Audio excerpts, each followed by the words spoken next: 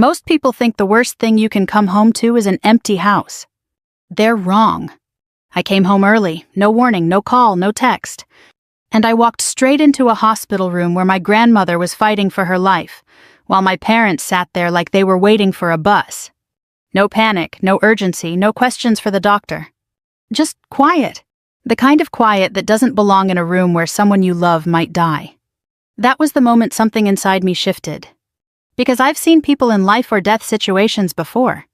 And this wasn't shock. This was something else. Let me tell you something about coming home early. It's never just about the timing, it's about what you interrupt. I wasn't supposed to be back for another 10 days. My unit had wrapped up a training cycle ahead of schedule, something about a last-minute change in command priorities. Happens more often than people think. The military runs on plans, and then it runs on plans that replace those plans. I didn't tell anyone I was coming home. Not because I was trying to be dramatic, I just didn't feel like announcing it.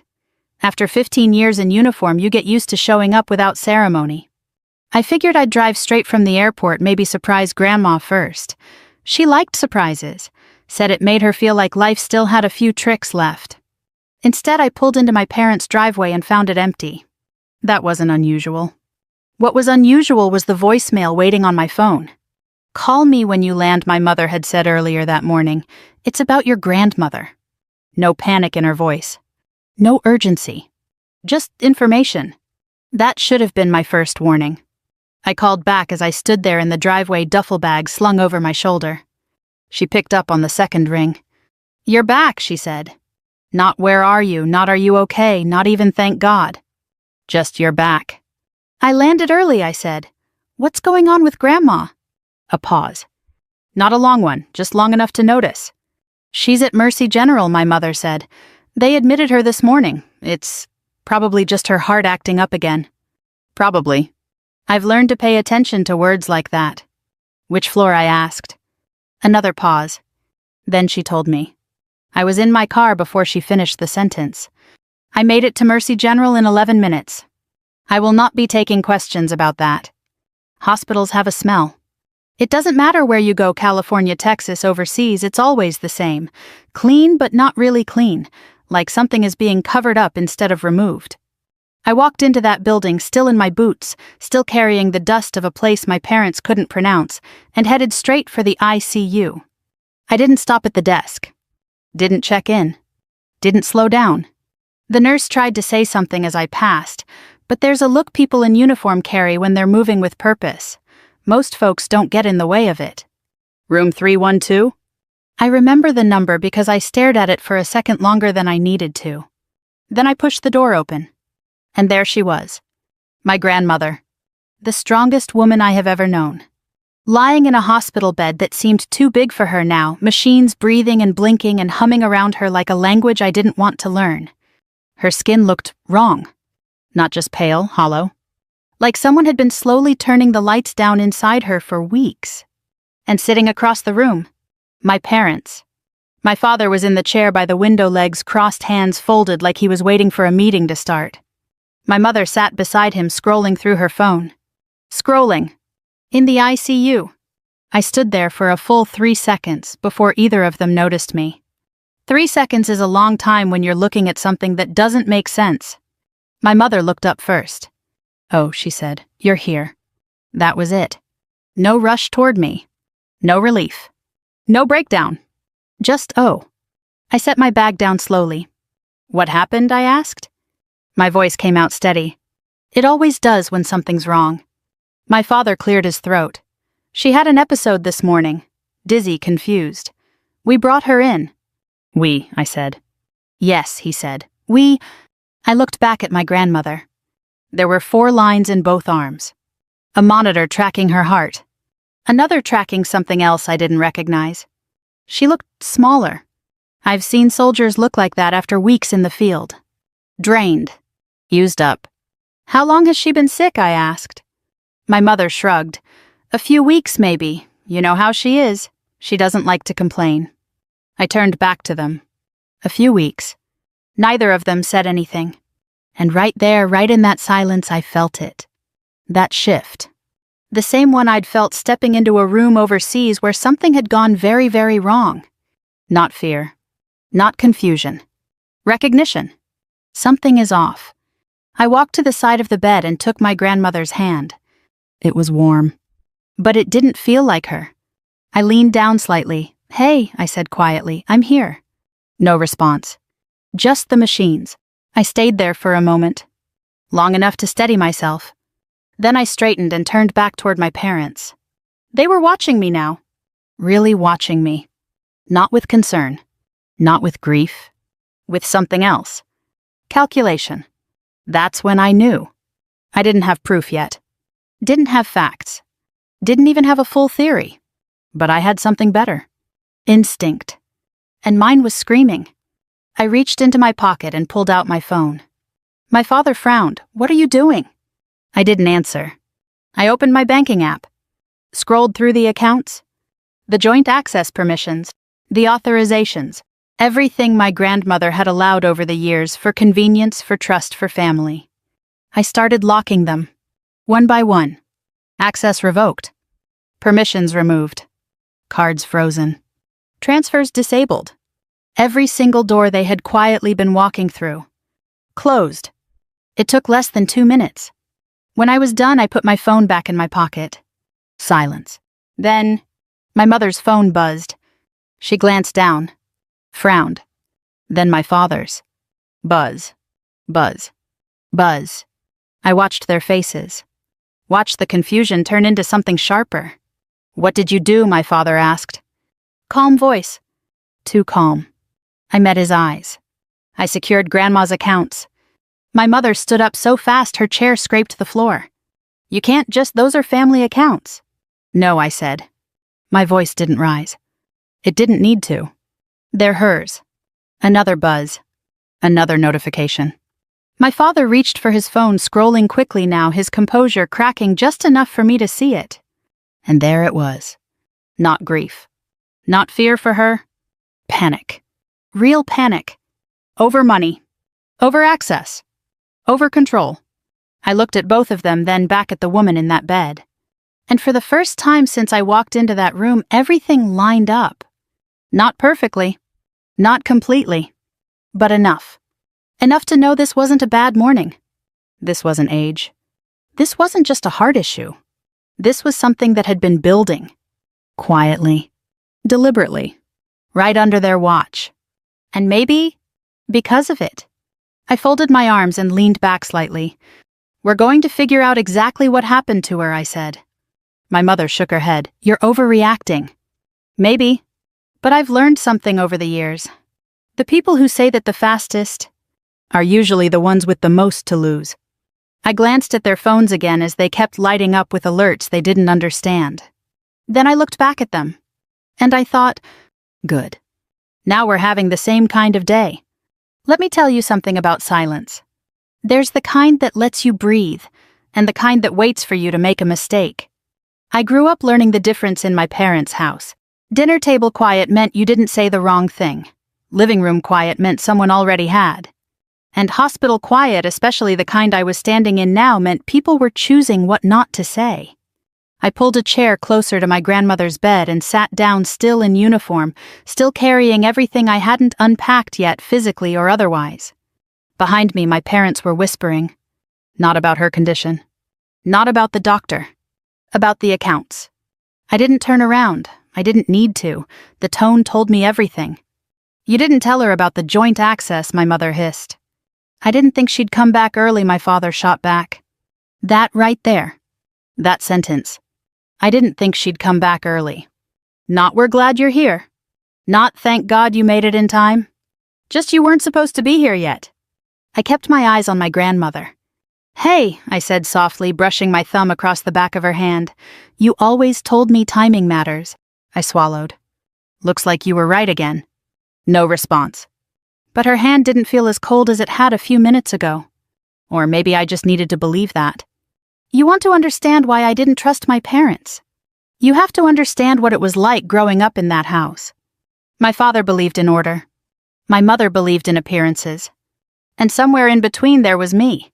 The inconvenient daughter. The one who didn't follow the script. The one who joined the military instead of staying close, getting a respectable job, building the kind of life they could explain at church without adjusting the story. Grandma was the only one who didn't need an explanation. She used to say, "You don't have to fit in a room that was never built for you." She said it the day I told her I was enlisting. My father didn't speak to me for 2 weeks after that. My mother told people I was taking some time to figure things out. Grandma took me out for pie and asked if I wanted coffee or something stronger. That was us. She didn't try to shape me. She just stood beside me. And for years that was enough. "Excuse me." I looked up. A nurse stood in the doorway, clipboard in hand. "Your family?" she asked. "I'm her granddaughter," I said, standing up. "She's listed as primary contact," the nurse said, nodding toward my mother. "I'm here now," I replied. Not aggressive. Not loud. Just a statement. The nurse hesitated for a second, then gave a small nod. "The doctor will be making rounds shortly. He'll want to speak with you." "Good," I said. Behind me, I felt my parents stiffen. They hadn't expected that. They hadn't expected me to step in. They hadn't expected to lose control. That was becoming a theme. Dr. Hensley was in his late 50s, the kind of man who had delivered too much bad news to waste time dressing it up. I respected that. He walked in, introduced himself, and got straight to the point. "Your grandmother was brought in with severe disorientation, dehydration, and signs of systemic stress," he said. "We're running a full panel, but there are a few things that concern me." "What kind of things?" I asked. He glanced briefly at my parents, then back at me. "The pattern isn't consistent with a single acute event," he said carefully. "It suggests a progressive condition, something that's been developing over time." Time. That word again. "How long?" I asked. "Hard to say without full results," he replied. "But we're likely looking at weeks, possibly months." I felt something tighten in my chest. Weeks. Months. And no one thought to call me. No one thought to escalate. My mother crossed her arms. "She's old," she said. "These things happen." Dr. Hensley didn't argue. But he didn't agree either.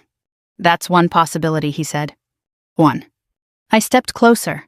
"What are the other possibilities?" He held my gaze. And I saw it the moment he decided whether I was someone who could handle the truth, or someone who needed to be protected from it.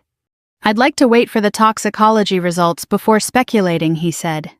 Toxicology. That word doesn't show up in conversations about normal aging. My father shifted.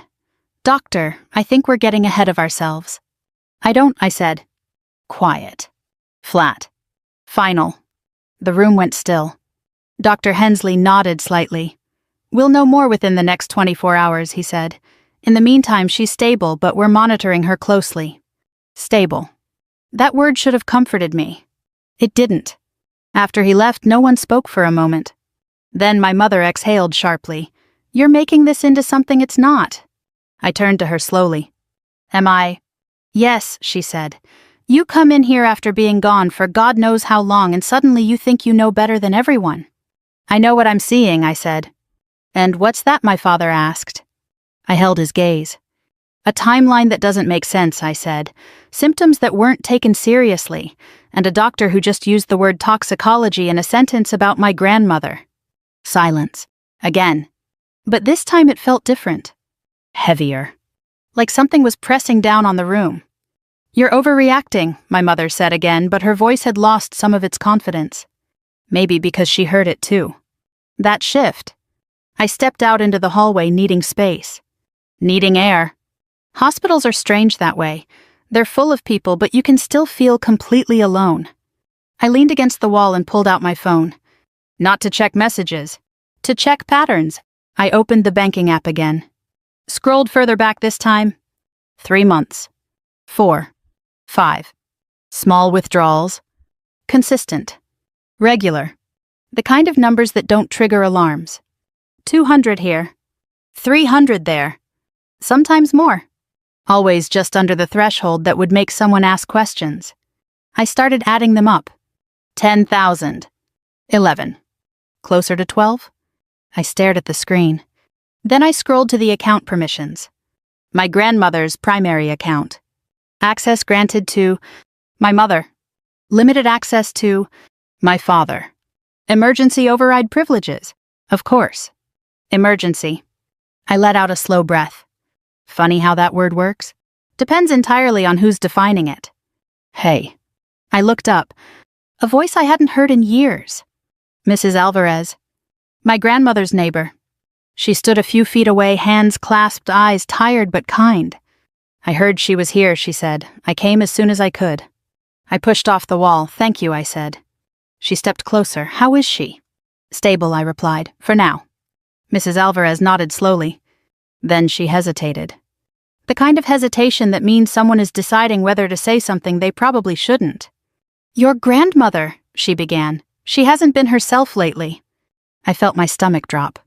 How so? She was forgetful, Mrs. Alvarez said. Confused sometimes. Said her food tasted strange, that her tea didn't smell right. I closed my eyes for half a second. There it was. Another piece. She told me once, Mrs. Alvarez continued softly, that she thought something was wrong, but she didn't want to worry you. Of course she didn't.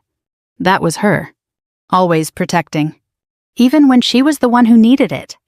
I opened my eyes. Did she say anything else, I asked? Mrs. Alvarez hesitated again, then nodded. She said she whispered that she didn't trust the house anymore. I stood there in that hallway, the hum of machines and distant footsteps fading into the background. Didn't trust the house. Her own house. The place she built. The place she raised us. I thought about the supplements on the kitchen counter. The withdrawals. The delayed hospital visit. The way my parents had been sitting in that room like nothing was wrong. And something inside me settled. Not in a comforting way. In a final way. This wasn't confusion. This wasn't age. This wasn't bad luck. This was something done slowly. Carefully. Deliberately. I turned back toward her room. Toward my parents. Toward whatever version of the truth they were still trying to hold together.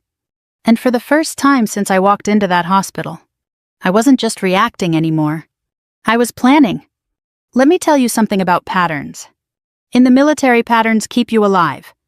They tell you when something's routine, and when something is staged to look like it. The problem is most people don't notice patterns until they've already paid for them. I was not most people. I left the hospital just after midnight. Not because I wanted to. Because I needed to. There's a moment in any situation, combat, crisis, or otherwise, where you realize sitting still is the worst thing you can do. My grandmother was stable. Monitored. Surrounded by machines that could do more for her than I could in that moment. But the answers, those weren't in that room. Those were somewhere else. And I had a feeling I knew exactly where to start. The house looked the same. That's the thing about places where something is wrong. They rarely announce it. The porch light was still on. The same one Grandma insisted on keeping lit every night even when electricity bills went up and my father complained about wasting money. It's not for me, she used to say. It's for anyone who needs to find their way home. I stood there for a second, key in hand. Then I unlocked the door. The first thing that hit me wasn't what I saw. It was what I smelled. Something faint. Sweet almost.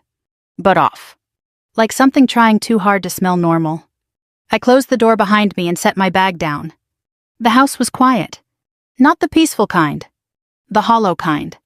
I moved through it slowly the way I've been trained to move through unfamiliar spaces. Living room unchanged.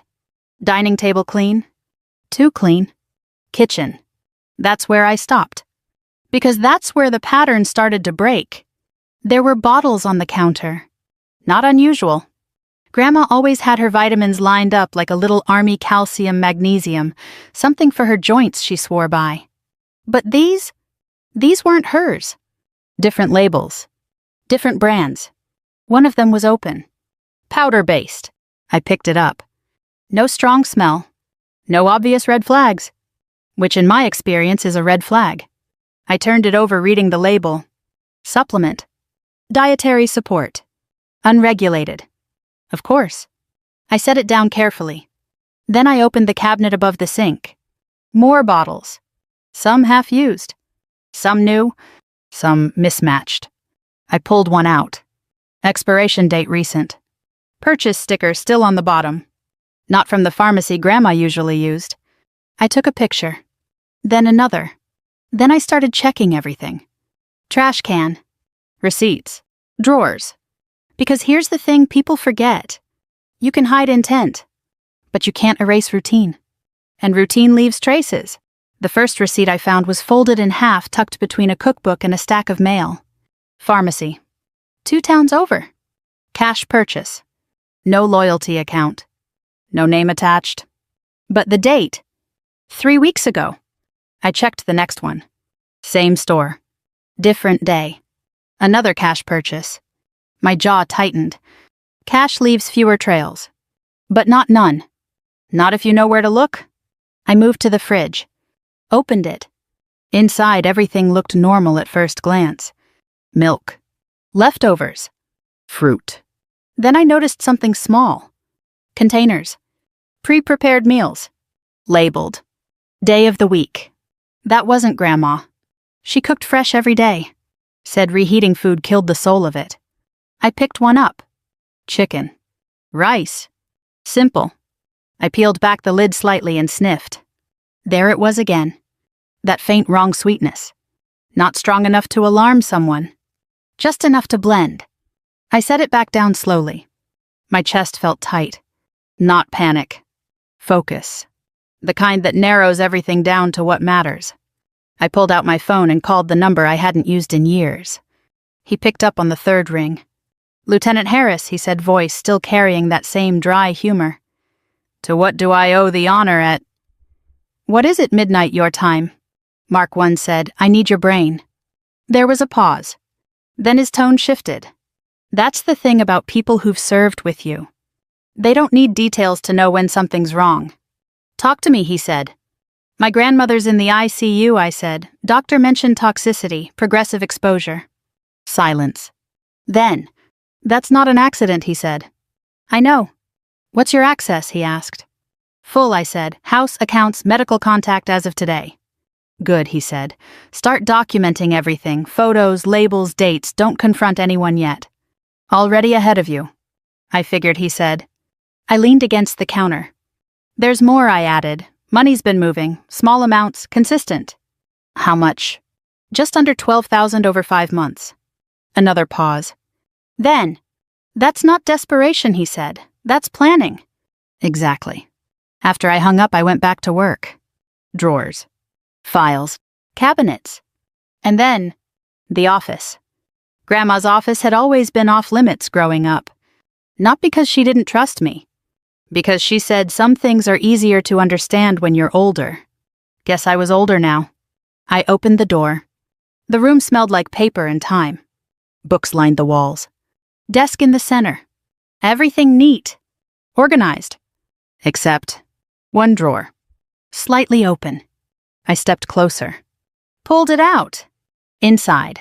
Folders. Legal documents. Bank statements. And on top, an envelope. My name on it. I froze. Just for a second. Then I picked it up. Opened it. Inside. A letter. Handwritten. Grandma's handwriting. Steady even now. I started reading. If you're reading this, it means something has gone wrong. My heart kicked. I didn't want to worry you, but I've started to notice things I can't explain. My food tastes different. My head feels foggy in ways that don't feel like age. I swallowed. I've spoken to a lawyer. I'm making changes, quiet ones, in case I'm right. I closed my eyes for a second, then kept reading. I trust you. I always have. If anything happens to me, I need you to look carefully at everything. Not emotionally, carefully. That was her. Even now. Still teaching. Still guiding. And whatever you find, don't let them take what doesn't belong to them. I lowered the letter slowly. Don't let them. Not don't let it happen. Don't let them. I sat down in her chair, the one she used every morning with her coffee. And I looked around that room, at the life she built. The discipline. The order. The quiet strength. And then I thought about the hospital. The machines. The way she looked. And the way my parents had been sitting there. Calm. Waiting. Like the ending was already decided. My hands curled into fists. Not out of anger. Out of clarity. Because now I had more than instinct. I had intent. Her intent. And theirs. I pulled out my phone again. This time I wasn't checking. I was preparing. I called the bank. Requested full transaction histories. Flagged suspicious activity. Initiated a formal review.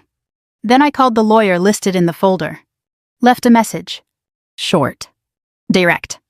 I'm her granddaughter. I have reason to believe there's financial exploitation and possible harm involved. I need to speak with you first thing in the morning. I hung up. Then I looked back at the kitchen. At the bottles. The food. The receipts. The small, careful steps someone had taken over time. And I realized something that made my stomach turn. This wasn't rushed. This wasn't sloppy. This was patient. Measured. Intentional. The kind of thing you only do when you think no one is watching. I stood up. Folded the letter carefully. Slipped it into my jacket. And headed for the door. Because I needed to get back to the hospital. Back to her. Back to the room where my parents were still sitting. Still pretending. Still waiting. But not for long. Because now, I knew. Not everything. Not yet. But enough. Enough to stop reacting. Enough to start controlling the situation. And most importantly, enough to make sure whatever they had started didn't get to finish. Let me tell you something about secrets. The dangerous ones aren't the ones people hide well. They're the ones they think they've already gotten away with. Those are the ones that make people sloppy. Confident. Careless. My parents weren't careless yet. But they were getting close. I was back at Mercy General before sunrise. The sky had that gray-blue color that makes everything feel unfinished, like the day hasn't decided what it's going to be yet. I parked in the same spot. Walked the same path. But I wasn't the same person who had walked into that building a few hours earlier. Before I had questions. Now, I had direction. The ICU looked the same. Machines humming. Lights low. People moving in quiet, practiced rhythms. My parents were still there. Same chairs. Same positions. Different faces. Because now, they knew something had shifted. My mother stood up the moment she saw me. "We need to talk," she said. "I agree," I replied. But I didn't stop walking. I went straight to my grandmother's bed. Took her hand. Still warm. Still there. "Morning," I said softly. "You always liked mornings." I let that sit for a second. Then I turned. "What exactly have you been giving her?" I asked. No build-up. No easing into it. Just the question. My father blinked. "What are you talking about?" I tilted my head slightly. "The supplements," I said, "the meals, the powder in the kitchen that doesn't belong to anything she's ever taken in her life." My mother's face tightened. "That's just nutritional support," she said quickly. The doctor suggested. "Which doctor?" I asked. Silence. There it was again. That pause. The one that fills the space where truth should be. My father stepped forward. "You're out of line," he said. "No," I replied calmly. "I'm right on time." He didn't like that. I could tell. Because my father has always been the kind of man who believes control comes from being the loudest person in the room. The problem is, that only works until someone else stops reacting to the volume. I wasn't reacting anymore. I was observing. "I went to the house," I said. That got their attention. "You what?" my mother snapped. "I went to the house," I repeated. I checked the kitchen, the cabinets, the receipts. I watched their faces. Small changes. Subtle. But there. The kind you only see if you're looking for them. And my father said, "And I found things that don't make sense," I said. "That doesn't mean anything," my mother said quickly. "You don't live there. You don't know what we've been dealing with." "I know exactly what you've been dealing with," I said. My voice stayed level. Even. Controlled. "You've been dealing with a woman who was getting ready to change her will." That landed. Hard. My mother's mouth opened. Closed. My father's eyes sharpened. "Where did you hear that?" he asked. I didn't answer. Because I didn't need to. The reaction told me everything. I stepped closer. Lowered my voice just enough to make them lean in. "She knew something was wrong," I said. "She told someone she didn't trust the house anymore." My mother shook her head. "That's ridiculous." "She wrote me a letter," I said. That stopped her. Completely. The room didn't go silent, but it might as well have, because in that moment the truth shifted from possibility to confirmation. "You're making this into something ugly," my father said, his tone tightening. "Your grandmother is sick, that's all this is." "No," I said, "that's not all this is." I held his gaze. "You didn't take her to the hospital when this started, did you?" "We monitored her," my mother said. "We didn't want to overreact." "You didn't want anyone looking too closely," I said. Her face flushed. "That's not fair." "What's not fair?" I cut in quietly as a woman getting weaker for weeks while the people around her pretend it's normal. Dr. Hensley walked in before either of them could respond. "Timing. I've always appreciated good timing." "Good morning," he said, glancing between the three of us. Something in the air must have registered, because his posture shifted slightly. More alert, more careful. "Doctor," I said, "do you have the results?" He hesitated, just for a fraction of a second. Then he nodded. "We do." My mother stepped forward. "What do they say?" Dr. Hensley looked at her, then at me, then back at her, and I watched him make a decision. "The tests indicate elevated levels of a compound consistent with long-term exposure," he said. There it was, out in the open. No more careful wording. No more soft edges. My father scoffed. "That doesn't mean anything. She could have." "It means," Dr. Hensley continued calmly, "that this is not a natural progression." The room went still. Not quiet. Still. Like everything had paused to let that sentence land exactly where it needed to. My mother took a step back. "That's not possible," she said. But her voice didn't sound convinced. It sounded rehearsed. I exhaled slowly. Because this was the line. The point where things stopped being suspicion and became fact. I looked at my parents. Really looked at them. Not as my mother and father. As two people standing in a room where the truth had just walked in and introduced itself. "You need to explain," I said. My father shook his head. "We don't need to explain anything. This is a misunderstanding." "Then clear it up," I said. He opened his mouth. Closed it. Looked at my mother. She didn't look back. That told me more than anything else had so far. Dr. Hensley cleared his throat. "I'm going to recommend further testing and monitoring," he said.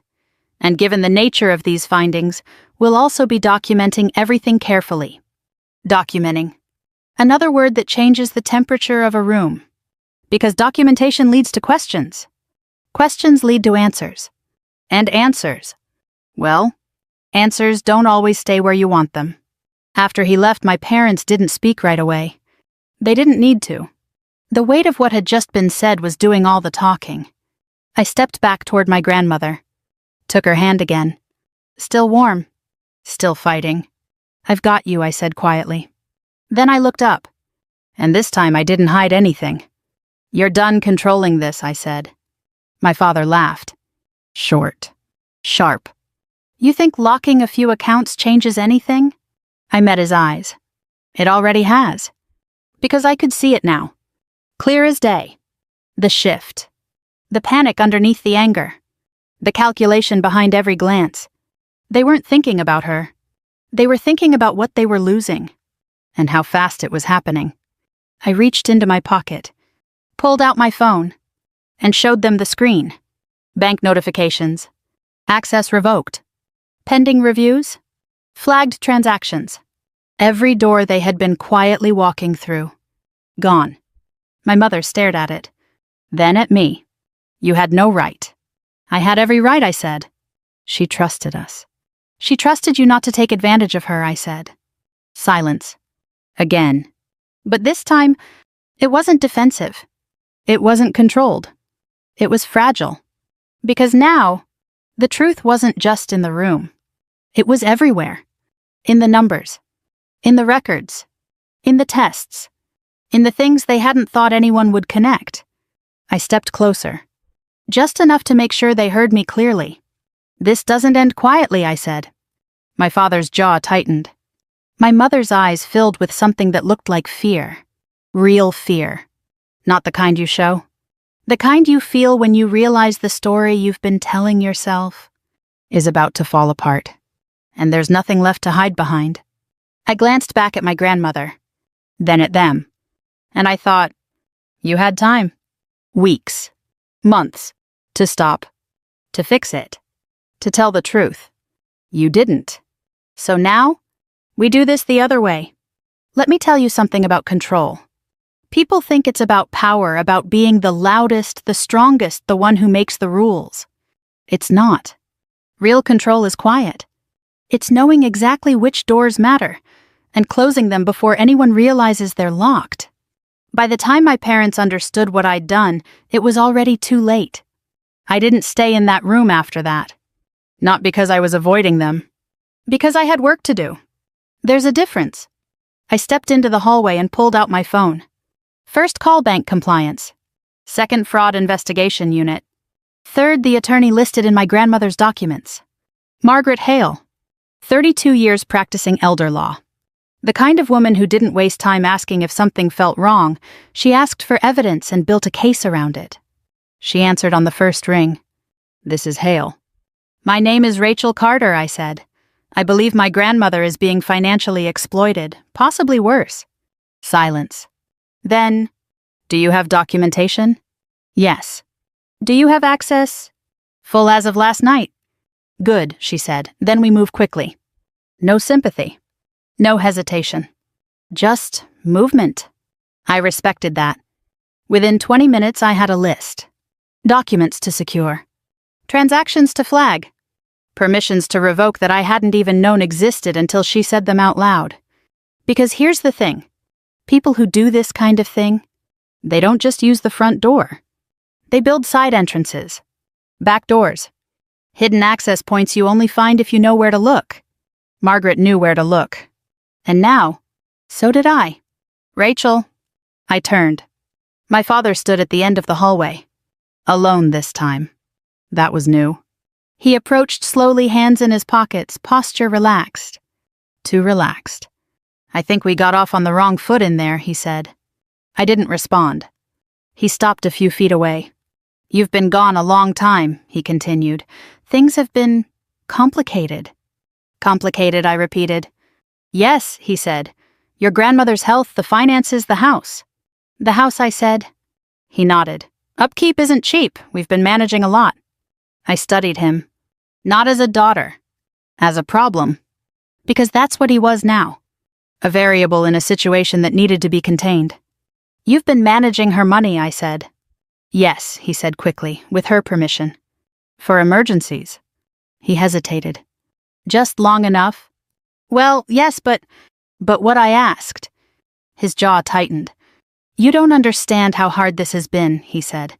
We've been here every day. We've taken care of her while you were off. Serving, I said. He blinked. I was going to say, away, he said. Of course you were. There it was again. That shift. That small, quiet dismissal. The one I'd grown up with. The one that turned everything I did into something lesser. I felt it. Recognized it. And let it pass. Because it didn't matter anymore. Not here. Not now. I spoke to the bank, I said. His expression didn't change. But his eyes did. They're reviewing the last 6 months of activity, I continued. Every withdrawal, every transfer, every authorization. That's unnecessary, he said. No, I replied. It's overdue. He took a step closer. Lowered his voice. Rachel, he said you're making a mistake. I tilted my head. Am I? Yes, he said, because once you start something like this, you can't undo it. I held his gaze. Good, I said. That's when I saw it. For the first time. Not irritation. Not frustration. Fear. Real unfiltered fear. Because he knew. He knew I wasn't bluffing. He knew I wasn't going to back down. And most importantly, he knew I was already too far in to stop. Listen to me, he said. Voice tightening. Whatever you think is happening, it's not what you think. She wrote me a letter, I said. He froze. Just for a second. But it was enough. She knew something was wrong, I continued. She was making changes, quiet ones. His eyes flicked toward the ICU doors. Then back to me. She didn't understand what she was doing, he said quickly. She was confused. No, I said, she was clear. I took a step forward. And this time I let a little edge into my voice. The only thing she was confused about was why the people she trusted were the ones she couldn't trust anymore. He didn't respond. Didn't argue. Didn't even try. Because there are moments when people realize the version of reality they've been defending doesn't hold up anymore. This was one of those moments. My phone buzzed. I glanced down. "Margaret." I answered immediately. "Yes." "Rachel," she said, "we've got a problem." My grip tightened. "What kind of problem?" "Your grandmother initiated changes to her estate 6 weeks ago," she said, "removing both of your parents from key positions of control." I closed my eyes briefly. There it was. The motive. Clear. Simple. Dangerous. And I asked. "And someone tried to halt the process," she said. "Called in claiming to be her assistant. Requested updates. Tried to delay finalization. I didn't need to ask who. I already knew." "They used a personal phone number," Margaret added. "We have it on record." My eyes lifted slowly to my father. He was watching me now. Really watching. Trying to read what I knew. How much I knew. "How soon can you get here?" I asked. "An hour," she said, "and Rachel, don't confront them again until I arrive." I almost smiled. Too late for that. I hung up. My father didn't speak. Didn't need to. The air between us had changed. Completely. "You tried to stop her," I said. It wasn't a question. His jaw flexed. "You don't understand." "No," I said, "you don't." Behind me I heard movement. My mother. She stepped into the hallway, eyes sharp, voice already raised. "What's going on?" she demanded. I turned slightly. Just enough to see both of them. Both sides of the same story. "You're losing," I said. Simple. Direct. Accurate. My mother laughed. Too loud. Too fast. "That's ridiculous." "Is it?" I asked. I held up my phone. "Bank investigation," I said. "Legal review, medical documentation, timeline analysis." Her smile faltered. "Just a little. But please," I added calmly, "tell me again how this is nothing." They didn't answer. Because they couldn't. Because now, the pieces were connecting. And once that starts, you can't stop it. I slipped my phone back into my pocket, looked at both of them one last time, and felt something settle inside me. Not anger. Not even satisfaction. Something colder. Something cleaner. Certainty. Because now, I wasn't chasing the truth anymore. I was closing in on it. And there was nowhere left for them to go. Let me tell you something about the moment everything falls apart. It doesn't explode. It doesn't scream. It arrives. Quietly. With paperwork, witnesses, and a timing so precise it feels personal. And when it gets there, you don't fight it. You watch it happen. Margaret Hale walked into Mercy General like she owned the building. Not loudly. Not dramatically. Just with purpose. Dark blazer, leather folder, the kind of presence that makes people step aside without being asked. I met her at the entrance. She didn't waste time with pleasantries. "Show me everything," she said. I handed her my phone. Photos. Receipts. Transactions. The letter. She flipped through it all in under a minute. Then she looked up. "They got greedy," she said. Simple. Direct. And completely accurate. We walked into the ICU together. My parents were already there. Of course they were. Where else would they be? They turned when we entered. My mother's eyes moved from me to Margaret. Then back. "Who is this?" she asked. "Representation," Margaret said before I could answer. That landed exactly the way it needed to. My father straightened. "We don't need a lawyer," he said. Margaret smiled. Not kindly. "That's not your decision," she replied. I stayed quiet. Because this wasn't about emotion. This was about structure. About letting the right person say the right things in the right order. Margaret stepped forward. "I'll keep this simple," she said. "We have evidence of financial exploitation, unauthorized access to accounts, and potential harm through controlled ingestion of substances." My mother shook her head immediately. "That's insane." "Then you won't have any trouble explaining it," Margaret said. No raised voice. No aggression. Just inevitability. My father tried a different angle. Look, he said, hands out slightly, like he was trying to calm a situation that he no longer controlled. There's been a misunderstanding. We've been taking care of her. Taking care of her, Margaret repeated, while withdrawing funds in consistent, unreported increments. Silence. He glanced at me, then back at her.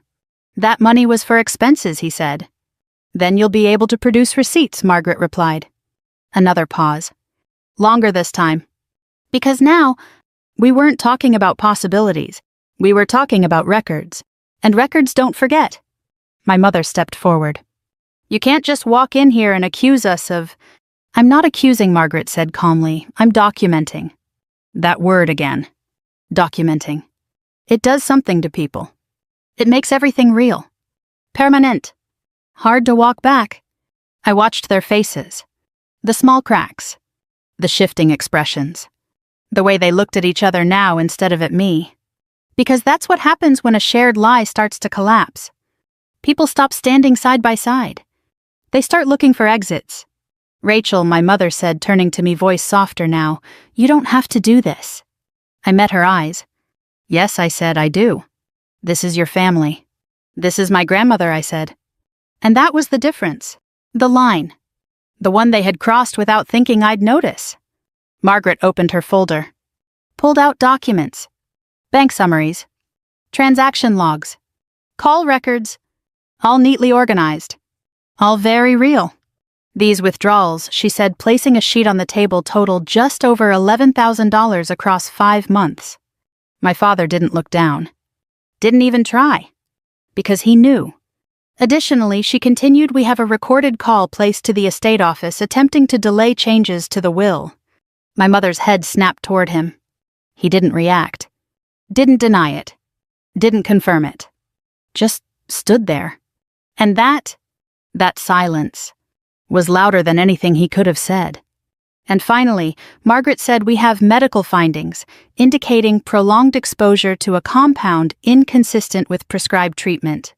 The room went still. Completely still.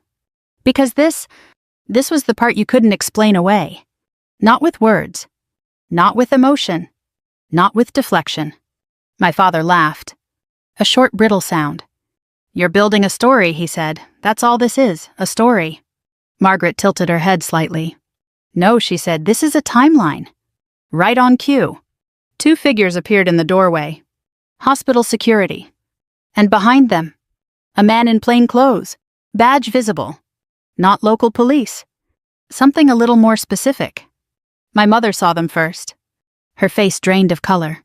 What is this, she whispered. Margaret didn't look back. Procedure, she said. The man stepped forward. Mr. and Mrs. Carter, he asked. My father didn't answer. My mother shook her head instinctively, like she could refuse reality if she didn't acknowledge it. We need to ask you a few questions, he said. That's how it always starts. Questions. Not accusations. Not yet. But the tone says everything. This is ridiculous, my father said, finally finding his voice again. We're not going anywhere. The man nodded slightly. Then we'll have this conversation here, he said. Simple. Controlled. Unavoidable. I stepped back. Not out of fear. Out of respect for the process. Because at this point, this wasn't mine to carry alone anymore. My mother looked at me. Really looked at me. And for the first time, there was no performance. No control. Just realization. You did this, she said. I held her gaze. No, I replied. You did. You started it, I said. She flinched. Just slightly. But it was enough. Because now, she understood. This wasn't something that could be smoothed over.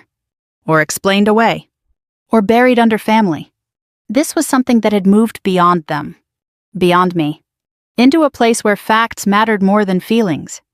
The questions started. Names. Dates. Transactions. Calls. They answered some. Avoided others. Contradicted each other once. That was the moment I knew it was over.